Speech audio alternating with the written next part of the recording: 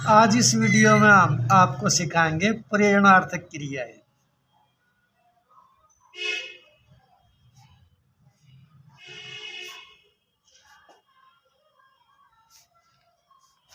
ये प्रेरणार्थक क्रियाएं क्या होती है इसके बारे में बताएंगे। जैसे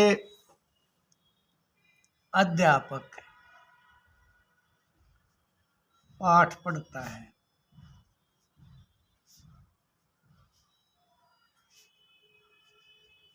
इसमें अध्यापक करता है, कर्ता वो पहली विभक्ति अध्यापक है। इसके विसर्ग लग जाएंगे, दो बिंदी लगी अध्यापक है। और पाठ शब्द है कर्म, कर्म में वो दूसरी विभक्ति पाठम और पठती। ये तो वाक्य तुम पहले समझ चुके हैं बहुत बार। अध्यापक पाठ पढ़ता है, अध्यापक है पाठम पठती। और मान लो ये वाक्य अध्यापक पाठ पढ़ाता है,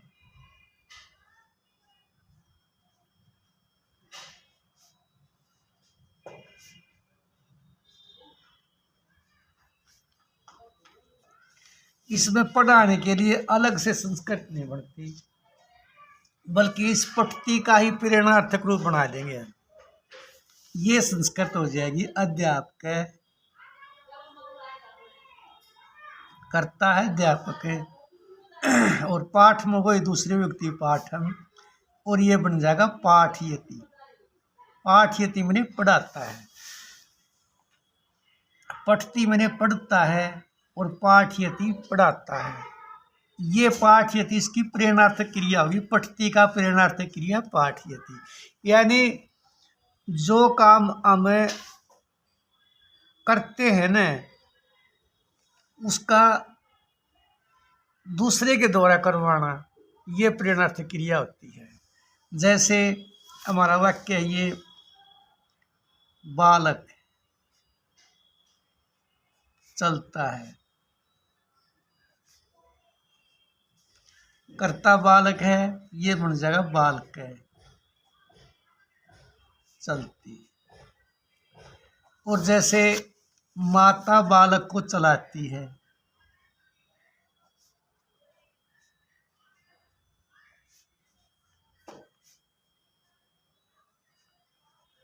यहाँ पर ये प्रेरणार्थक चलती का प्रेरणार्थक रूप लिखना हमने। माँ, इसमें माता कर्ता हो जाएगी माता, और बालक कर्म है, कर्म में दूसरी व्यक्ति। ऊपरला वाक्य में तो बालक करता था, बालक चलता है तो बालक करता। माता बालक को चलाती है, यहाँ पर बालक कर्म हो जाएगा, दूसरी व्यक्ति बालक कर्म। और चालियती, तो ये प्रेरणार्थक रूप होते हैं। पठती का जैसे बन गया पाठयति, चलती का चालियति। जैसे ये है बालक शेर को देखता है,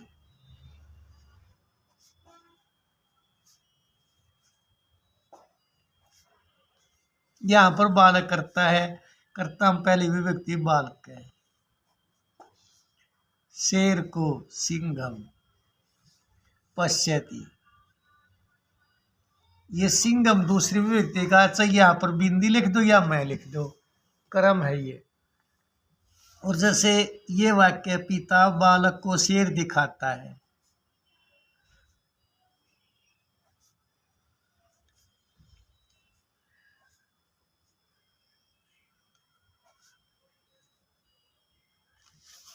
यहाँ पर पिता करता और बालक कर्म है, पिता बालकम। सिंघम, सिंह वो एक कर्म है, दूसरी व्यक्ति है। यहाँ पर दो कर्म हो गए, बालक भी कर्म है और शेर भी कर्म है।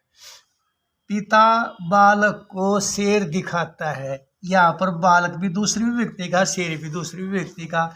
लेकिन यहाँ पर तो था पश्यति मैंने देखता है, इसका प्रेरणार्थक रूप बनेगा दर्शयति। दर्शयति मैंने दिखाता है। तो ये अरेक धातु का प्रेरणार्थक रूप बनता है। और वाक्य समझो, जैसे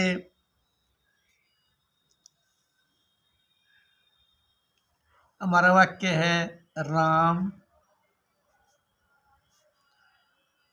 स्कूल जाता है।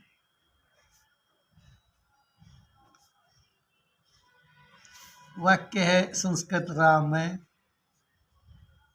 विद्यालयम गच्छति। गच्छति मैंने जाता है। और जैसे राम को कोई दूसरा ले जाता है स्कूल में, जैसे श्याम राम को स्कूल ले जाता है। यहाँ पर श्याम करता है, कर्ता में वही पहली विभक्ति। ये ध्यान रखना है, कर्ता में तो हमेशा पहली विभक्ति लगानी होती है। राम कर्म हो जाएगा यहाँ पर रामम विद्यालयम गमयति। अगर अपने आप कोई जाता है तो गच्छति, और कोई दूसरे जाता हो तो गमयति। ये प्रेरणार्थक क्रियाएं होती हैं। और हमारा जैसे वाक्य है बालक स्नान करता है।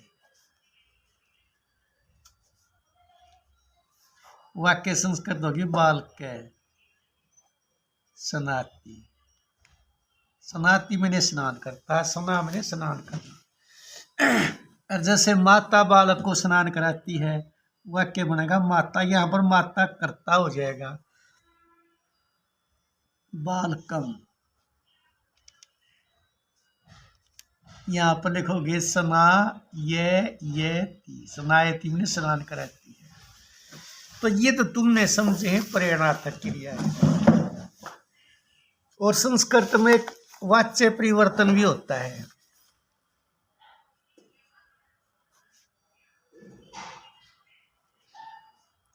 जैसे अंग्रेजी में एक्टिव वॉइस पैसिव वॉइस होते हैं, इसी प्रकार संस्कृत में भी होते हैं। जैसे हमारा वाक्य है, एक को कोई वाक्य ले लेते हैं, बालक स्कूल जाता है।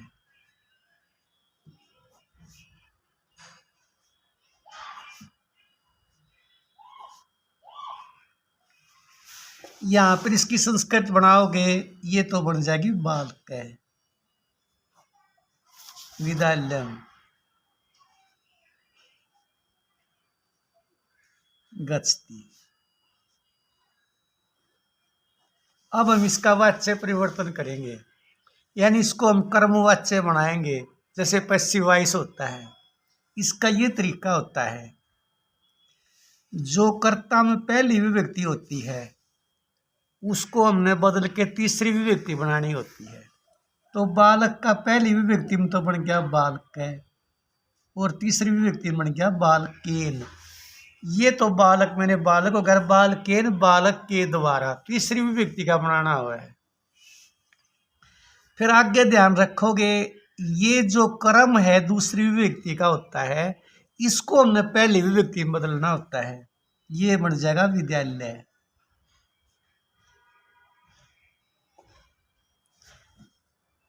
और गम धातु है, उसके साथ ये ते लगाना होता है, गम्यते जाया जाता है।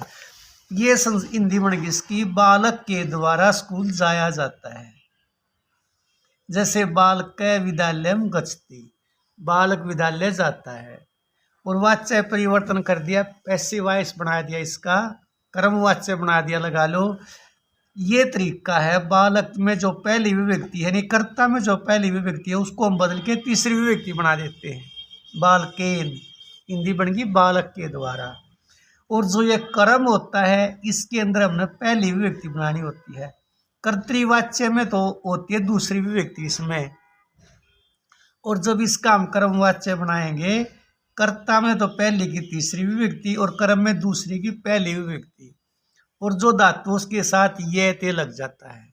जैसे छात्र पाठ पढ़ता है,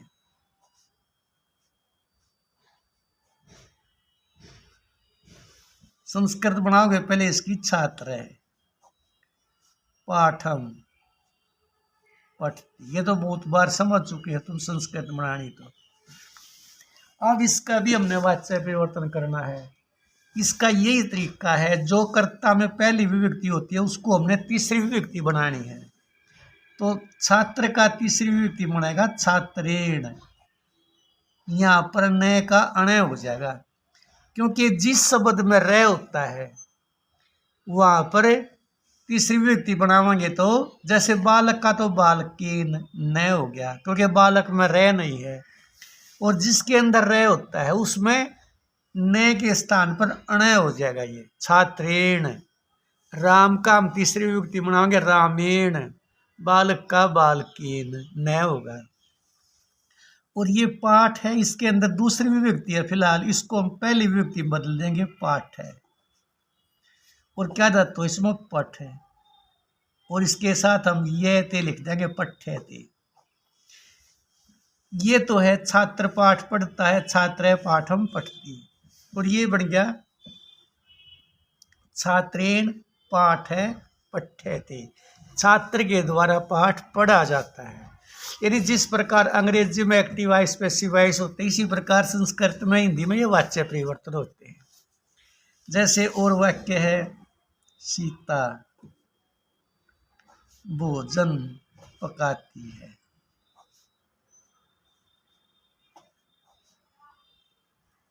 करता है सीता, सीता में पहली विभक्ति ये बन जाएगा सीता। भोजनम पचती, सीता भोजनम पचती, ये तो बन गई इसकी संस्कृत।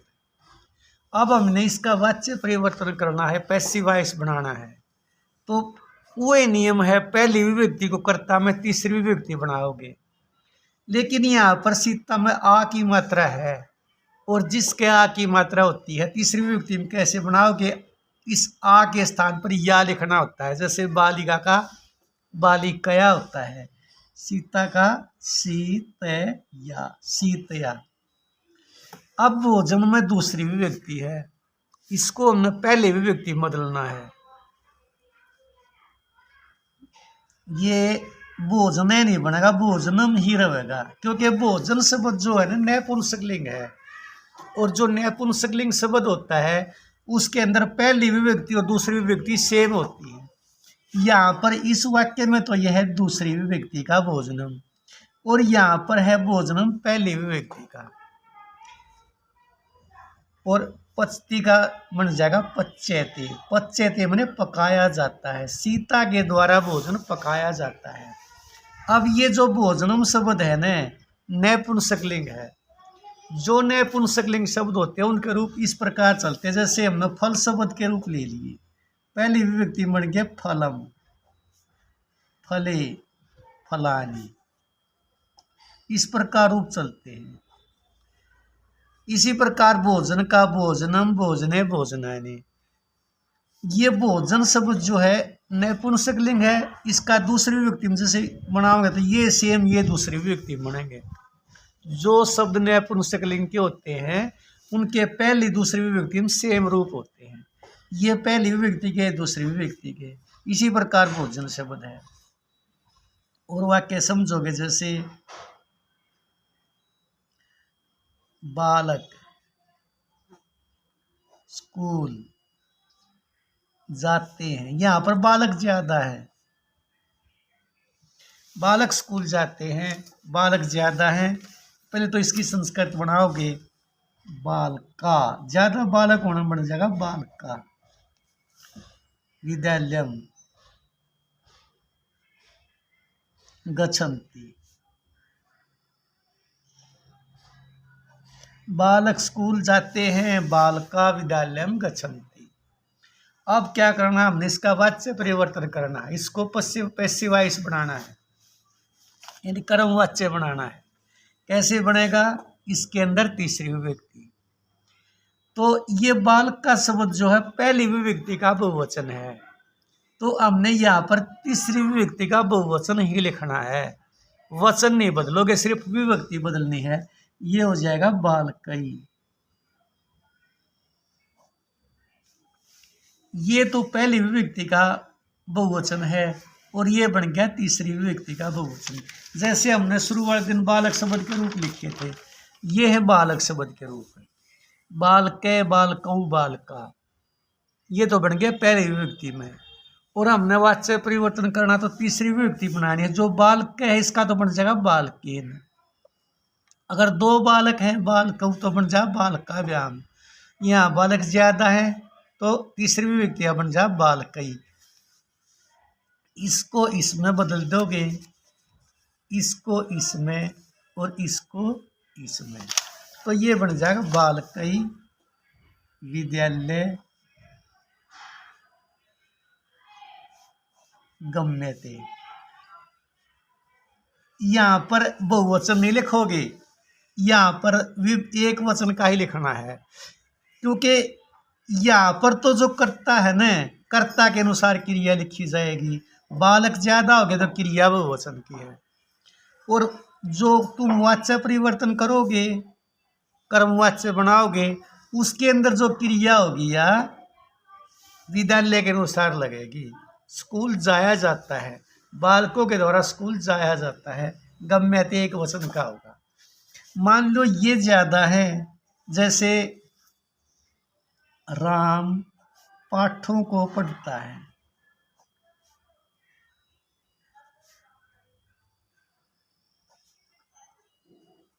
राम करता है, कर्ता में तो पहली विभक्ति राम है। ये ज्यादा पाठ हो गए, पाठों को, क्यों इसमें हमने दूसरी विभक्ति लगानी है, संस्कृत बनाएंगे। अगर एक पाठ होता तो पाठम, जैसे बालकम, बालकौ, बालकान। इसी प्रकार पाठ के पाठम, पाठौ, पाठान। यहाँ पर पाठ ज्यादा है तो बहुवचन का पाठान। और क्रिया बनेगी कर्ता के अनुसार, राम के अनुसार, पठती। रामे पाठान पठती। राम एक है, पाठ बेशक ज्यादा हो, यहाँ पर तो क्रिया जो बनेगी कर्ता के अनुसार, राम के अनुसार होगी। और जब हम कर्मवाच्य बनाएंगे इसका, राम में तीसरी विभक्ति रामेण। विभक्ति बदलनी है, वचन नहीं बदलना। यहाँ पर राम एक वचन का है तो तीसरी विभक्ति का एक वचन लिख दिया हमने। अब यहाँ पर पाठ है दूसरी विभक्ति का बहुवचन, इसको हमने पहली विभक्ति में बदलना है, ये बन जाएगा पाठा। जैसे बालका होता है, पहली विभक्ति का बहुवचन, बालकान के स्थान पर बालका होगा। इसी प्रकार पाठान के स्थान पर पाठा। यहाँ पर पठ धातु है और इसके साथ ये पाठ ज्यादा होने में क्रिया भी बहुवचन की हो जाएगी। कर्तृवाच्य ये है, इसके अंदर तो क्रिया लगी कर्ता के अनुसार, कर्ता एक है तो क्रिया भी एक होगी। जैसे यहाँ पर बालक ज्यादा थे, क्रिया बहुवचन की होगी। कर्तृवाच्य में तो क्रिया होगी कर्ता के अनुसार, और कर्मवाच्य में क्रिया होगी इस कर्म के अनुसार। पाठ ज्यादा होने में ये बन जाएगा बहुवचन पठ्यन्ते। अगर पाठ एक था तो पठ्य थे, जैसे यहाँ पर लिखा था छात्र पाठ पढ़ता है, छात्रेण पाठ पठ्य थे। पठ्य थे क्यों आया, एक पाठ है, यहाँ पर पाठ ज्यादा हो गया इसलिए पठ्यन्ते, पढ़े जाते हैं। और समझ लो एक वाक्य, जैसे वाच्य परिवर्तन का ही, छात्र गीत गाते हैं, संस्कृत बन जाएगी छात्रा। ज्यादा छात्र हो गए, छात्र गीत गाते, ज्यादा छात्र हैं, छात्रा। गीतम गायन्ति। और हमने इसका वाच्य परिवर्तन करना है, यह तीसरी विभक्ति का बहुवचन बन जाएगा छात्रई। गीतम, यहाँ पर गीतम का गीतम ही रहेगा क्योंकि गीत शब्द में पुंसक लिंग का है। ये यहाँ पर दूसरी विभक्ति का, यह पहली विभक्ति का है। और ये छात्र एक है तो एक वचन का है, गीयते बन जाएगा, गीयते गाया जाता है। तो आज हमारा ये वीडियो थी, एक तो प्रेरणार्थक क्रियाएं बनानी और एक वाच्य परिवर्तन। आज की हमारी वीडियो यहीं पर समाप्त होती है।